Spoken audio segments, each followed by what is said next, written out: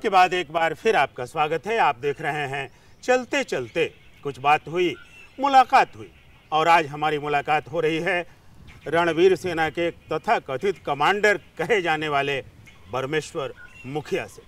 परमेश्वर जी बोला। मुखिया मुखिया मुखिया, बार बार मुखिया आपकी पहचान के साथ जुड़ गया। मुखिया आप थे भी, लेकिन ये क्या लगता है कल के मुखिया और आज के मुखिया में क्या अंतर आ गया है? आपने बात कही भ्रष्टाचार की, परमेश्वर मुखिया बताएंगे कि भ्रष्टाचार की गंगोत्री आज के समाज में कहां कहां से निकल रही है। देखिए, पहले मुखिया लोग बनता था एक प्रतिष्ठा के लिहाज से जी। गांव में मुखिया शब्द प्रतिष्ठा था कि अमुक आदमी है, वो गांव के समाज के प्रति वह बहुत डिवोट होता था, उसको लोग मुखिया बनाते थे।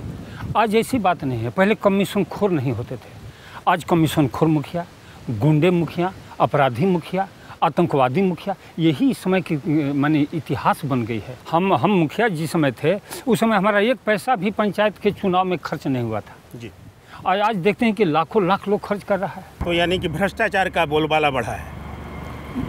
बढ़ा ही नहीं है, यह चरम सीमा पर है। राजनीतिक और राजनीतिज्ञ उस भ्रष्टाचार के लिए आपको लगता है जिम्मेदार हैं? ये चंडाल चौकड़ी हैं इसमें। इसमें चंडाल चौकड़ी में राजनीतिज्ञ हैं, अपराधी गुंडे तो है ही, नौकरशाह हैं, और ये व्यापारी वर्ग है। ये सब चंडाल चौकड़ी के ये टोटल जिम्मेवार हैं। ये चंडाल चौकड़ी के विरुद्ध हम लोगों को युद्ध करना होगा, शंखनाद फूंकना होगा, और हम किसान और मजदूर जब तक एकजुटता ले करके जब तक जगेंगे नहीं तब तक ये मिटने वाला नहीं है। जैसे आज वर्तमान में लिया जाए, सरकार का आतंक बढ़ गया है। सरकार का माने जैसे किसानों के प्रति, या किसान निष्क्रिय है, मजदूर निष्क्रिय है। आज जिस रफ्तार से महंगाई हर एक वस्तुओं की है, मिल से उत्पादित सामानों का, क्या खेती से उत्पादित सामानों का मूल्य है? तो क्या ये आतंक नहीं है? सरकार का आतंक है। आज जो 1080 का जो मूल्य निर्धारित किया गया है, इसमें भी कितना बगलिंग किया गया है। आज यदि गोलबंद होकर के और संघर्ष, सरकार के विरुद्ध संघर्ष करे तो निश्चित ही उसको लाभकारी मूल्य मिलेंगे। तो और मैं इसमें भूमिका निभाऊंगा भविष्य में। आप निभाएंगे? एकदम निभाएंगे। सरकार के विरुद्ध मैं बिगुल फूंकूंगा। भ्रष्टाचार के खिलाफ जितने एलिमेंट सक्रिय हैं अलग अलग टुकड़े टुकड़े में, क्या उनका कोई एक जगह मिलान हो सकता है? जैसे दो ही टुकड़ा लिया न जाए और लोगों को छोड़ दिया जाए, किसान और मजदूर। जब किसान मजदूर के हक की लड़ाई लड़ेंगे, मजदूर किसान के हक की लड़ाई लड़ेंगे, तो दोनों एक जगह एकजुट हो जाएंगे। आज वर्तमान में 146 रुपया प्रतिदिन का खेतिहर मजदूरों का मजदूरी रखा गया है, लेकिन वास्तव में इस समय कम से कम 250 से 300 रुपये मजदूरी पर डे होनी चाहिए। कटु सत्य है इस बात की। आप हिमायत करते हैं? 300 से भी ज़्यादा रहे तो और अच्छा है, लेकिन 300 होनी चाहिए।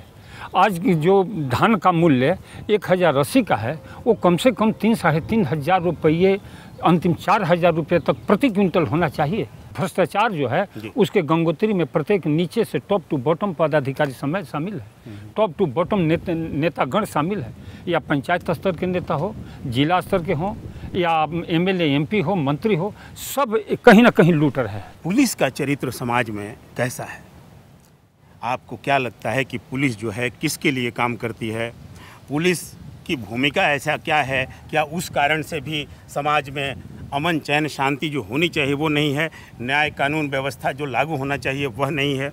एकदम निश्चित। पुलिस की भूमिका को किस रूप में झेलते रहे हैं, महसूस करते रहे हैं, देखते रहे हैं परमेश्वर मुखिया? पुलिस की भूमिका शुरू से आज तक अभी भी गलत था, गलत रह रही है। भविष्य में हमको उम्मीद है कि अभी रास्ता सुधरने वाला है नहीं। तो ये कौन सा रास्ता है? किसके लिए काम करती है पुलिस?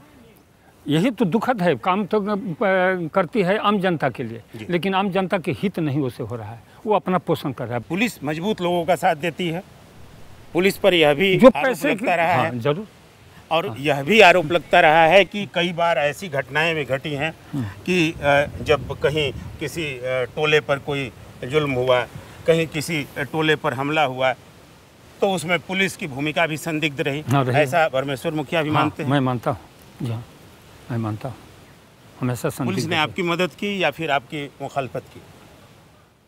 और आपके अब तो अब सोचा जाए कि मुखालिफत की बात, जिस कांड में मैं हूँ नहीं, जहाँ पर हूँ नहीं, और गलत हो, जैसे बथानी टोला नरसंहार हुआ, किनको फंसाया जाए इस उद्देश्य से फंसाया गया, कैसे आप प्रूफ कर सकते हैं केस? किसको होना चाहिए मुद्दालय, ये बात है। इन्वेस्टिगेशन किया जाता है, मुद्दालय कोई बन जाए, इन्वेस्टिगेशन किया जाता है, पटल पर सही फिगर आवे, लेकिन इन्वेस्टिगेशन उसी तरह से कर दिया जाता है लिपपुत के बरोबर। पुलिस की मदद कभी आपको मिली कि नहीं मिली? कभी नहीं, नहीं मिली। नहीं।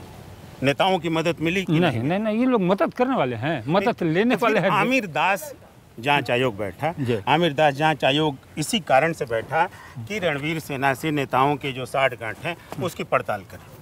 ये गलत, आमिर दास आयोग ही गलत, इसका गलत भावना के तहत, और उसमें कई नेताओं का नाम आया, आपके साथ ताल्लुकात की बात हुई, लेकिन कभी कोई मुश्किल की घड़ी में किसने आपकी मदद दी? किसी की याद आती है जो आपको लगा होगा कि इस आदमी हमारे आम जनता मदद की? नहीं, मैं राजनीतिक तौर पर बात कर रहा हूँ। राजनीतिकों से क्या मदद हमको मिलेगा? किसी नेता की कोई मदद मिली? क्यों मिलेगा? किसी ने कोई शेल्टर दिया आपको? ना, शेल्टर तो हमारा आम जनता था, जाते थे जहाँ ये थे, रह जाते थे दिल से, वो तो, और कहीं कोई सेंटर कहाँ देता था? राजनीतिक दलों ने लेकिन वोट मांगा, राजनीतिक दलों ने वोट मैनेज किया, और उसके लिए कहीं ना कहीं इस्तेमाल हुए आप और आपका जनाधार। भले वो इस्तेमाल किया हो, यह सच लेकिन बात सच यहाँ पर है, यदि भाजपा ही एकमात्र था जिसको, अच्छा कुछ इसका सिद्धांत भी कुछ राष्ट्रवादी था जी, समाज के प्रति कुछ जरूरत था, सभी है अभी भी है, मानते हैं हम, मैं मानता हूँ,